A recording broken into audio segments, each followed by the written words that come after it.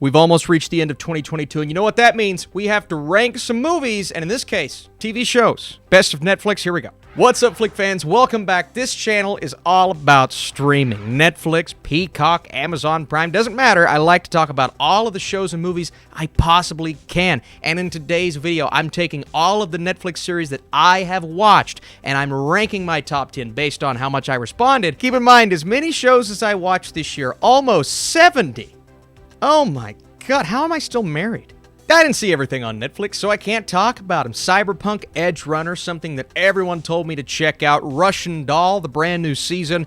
Peaky Blinders, haven't finished the newest season. It's one of my favorite shows. I have to get to it. And then, of course, Afterlife. I haven't been able to watch any of those shows, so if I missed one, let me know I did down below. And while you're there, if you want to leave this video a like, that would be so great. Start with honorable mentions before we get into the top 10. Love, Death, and Robots Season 3 I thought was a huge upgrade over Season 2 because it was still a little inconsistent. Didn't put it in the top 10, but there were two crazy highlights during this season. Vikings Valhalla. I actually really enjoyed this newer Vikings series. I'm interested to see where they go. Man versus Bee. Rowan Atkinson is hilarious in this ridiculous, very short series. Some great comedy that comes from that one.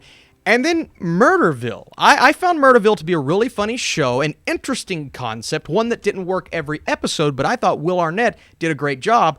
I can't wait to see more. Those are my honorable mentions. Here we go into the top 10. Let's start with one. Everyone was curious to see what I thought about the final few episodes. That is 1899. I gave you my review after watching, I believe it was the first 6, maybe the first 7. Regardless, I enjoyed what I saw with 1899 from the creators of Dark, all about these immigrants traveling from continent to continent, and they encounter a nightmarish riddle happening aboard a second ship that they approach, and you have all of these very different characters from different backgrounds, and we explore the relationships between them, but also the mystery at play when they encounter this second ship. And there's some mind-bending moments in 1899, as you expect from the creators of Dark.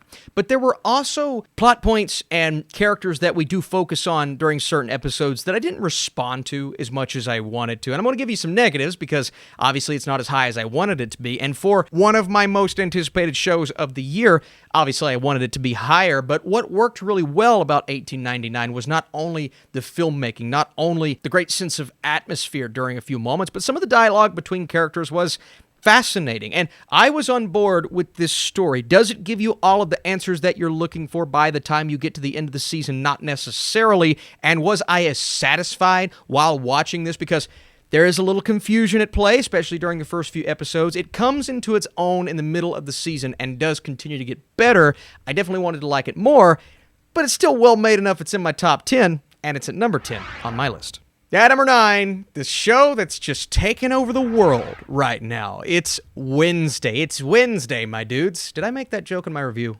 I think I did. What can I say? Jenna Ortega is outstanding in this series. She carries the show from start to finish. And, obviously you have the dance and then the fact that she's not blinking throughout the entire show, sure. But she's committing to that personality to a T. And everything that happens with her is fascinating, right? There are a lot of mysteries at play, one specifically that we're kind of dealing with throughout most of the season, characters that are introduced. We don't get to spend a ton of time with the Addams family. They're more so relegated to the background. But the focus is on Wednesday, and the focus should be on Wednesday. I like the side characters. I like some of the supporting players.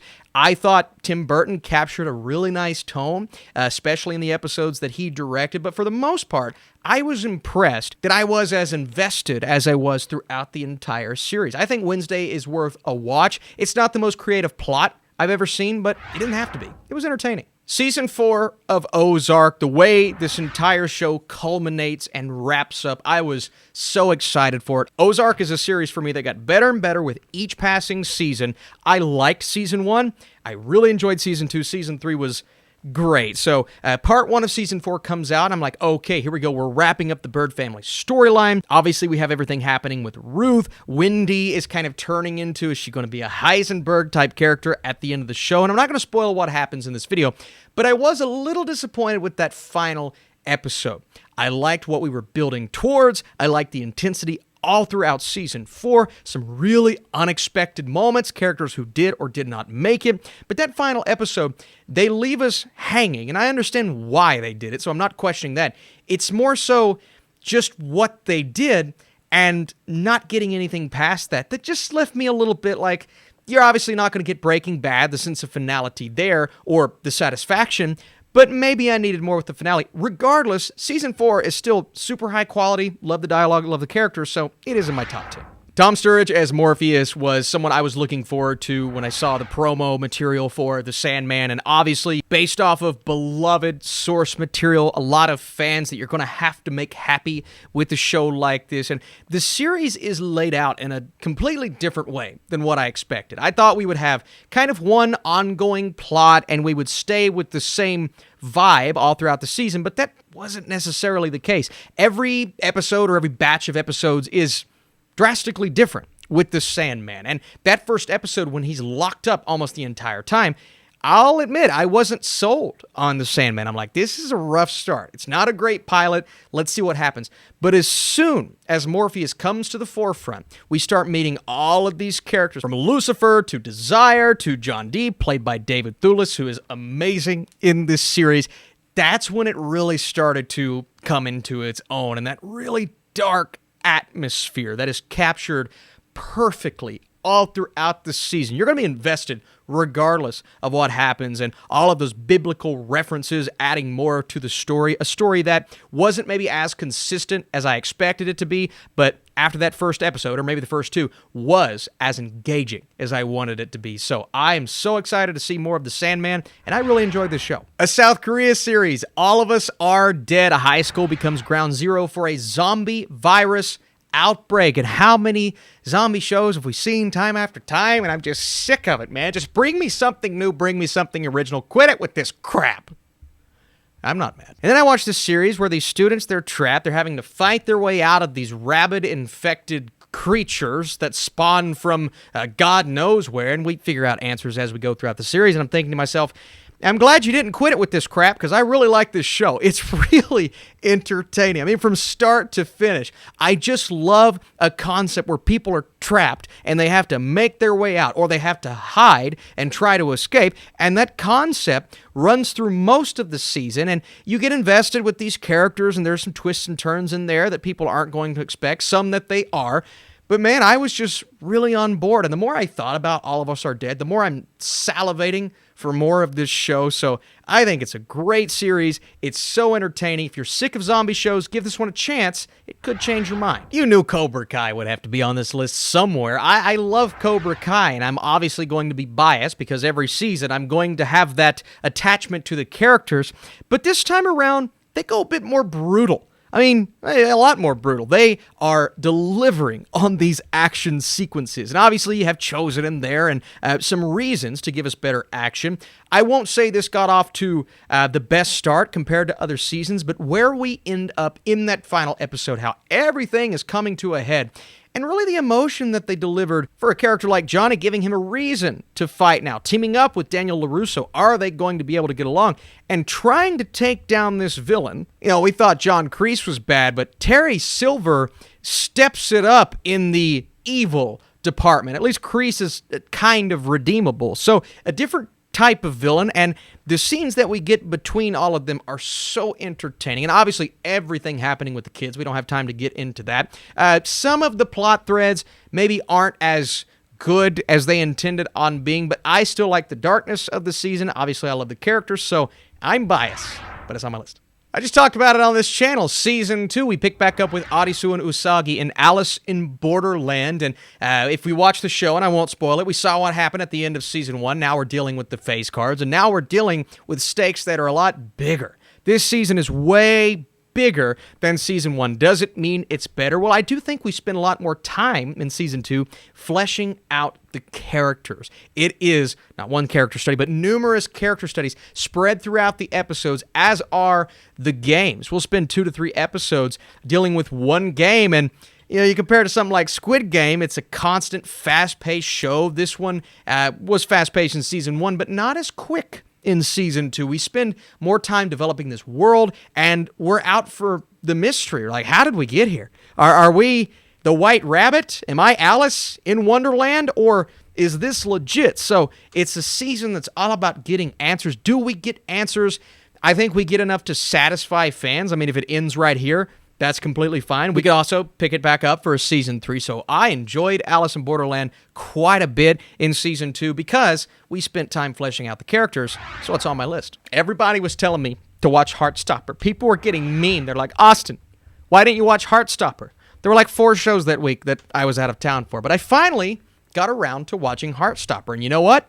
Well, it didn't stop my heart, but it made it beat louder? It's a very heartfelt series. You have Charlie and Nick. They discover their unlikely friendship could be something more, and you hear that concept, and you're like, it's a teen romance, coming-of-age story, and we've seen it 1,000 times, and Netflix, they do it over and over and over and over. Please stop. These 2 teens, they have to sit together one day in class, and their friendship starts to turn into something more. But at first, Charlie, who is openly gay, doesn't even think he has a chance with Nick. But things begin to turn. I don't want to go into more detail, but I will say this show is very well made. Like, it's well shot, it's well scripted, it's well acted. It has all of the things you need for a series like this, but most importantly, it packs that heartfelt punch, man. And you get some monologues in here, and you get some chemistry between the actors, obviously, but I just thought it was really well made. I wish other teen rom-coms, coming of age, whatever you want to call it, stories would have this amount of care and the script that this show had. So all in all, really glad I watched it. Thanks to my Discord for pushing me in that direction. Hi, everyone. Austin here. We interrupt this program to tell you that Austin is dumb. He completely forgot to talk about Dahmer. So guess what? That's what I'm going to do. I'm going to slide it in this list. I don't know how. I am going down my list one more time, realized I had it written down, but I just never included it in the videos. So you know what? We're pivoting, and we're giving you a tie. And this is not something I expected, right? Ryan Murphy, I've been so up and down on his projects as of late. And Evan Peters, while I was excited to see what he was going to do, I just didn't know if he could pull off such a haunting and menacing human being. But guess what? Not only did he do it, he gave one of the best performances I saw on Netflix all of last year. He was incredible, and I actually thought the story was handled really well. I didn't like it quite as much as Mindhunter, but it had Mindhunter vibes as we were going dark, eerie, intense, what he does to people, how it shows us that thought process, and going back and exploring his past. It's devastating what happened, but I thought Murphy handled it in a way that worked really well, and the show itself is just fascinating. I couldn't get enough while watching, even though you have that uncomfortable feeling, and that's exactly what you want in a show like Dahmer. That's why it has to be on this list, whether I'm out of town or not. Look at the snow. Next up, The Last Kingdom, Season 5. The way I said that sounded like on Ice Age when they say, the last melon.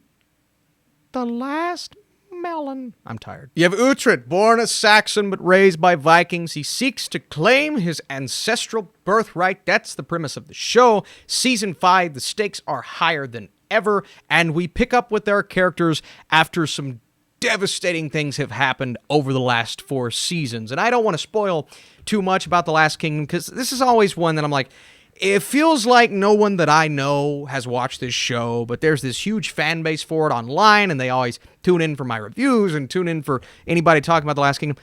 Do yourself a favor. This is, in my opinion, like, of the quality of Game of Thrones, not the popularity, but it had a way more satisfying ending. Alexander Draymond is fantastic in the lead role. Eliza Butterworth is so consistent throughout every single season. The performances are great. This world sucks you in, like, you are so attached to these characters throughout every season of The Last Kingdom. But it's really the way that the conversations go, the way that the interactions go, that feels so brutal yet so realistic, and just the way that Uhtred talks. I mean, you gotta love it. I just love it. But the finale itself, the payoff, it's epic. It's everything you want for a show like this. 1 or 2 loose ends that I could have used more for, but I have very minor complaints for an overall great season of The Last Kingdom. It's number 2 on my list. If I only could make a deal with God. You need to find that TikTok video where the family's singing running up that hill. It's so cringe, but I love it.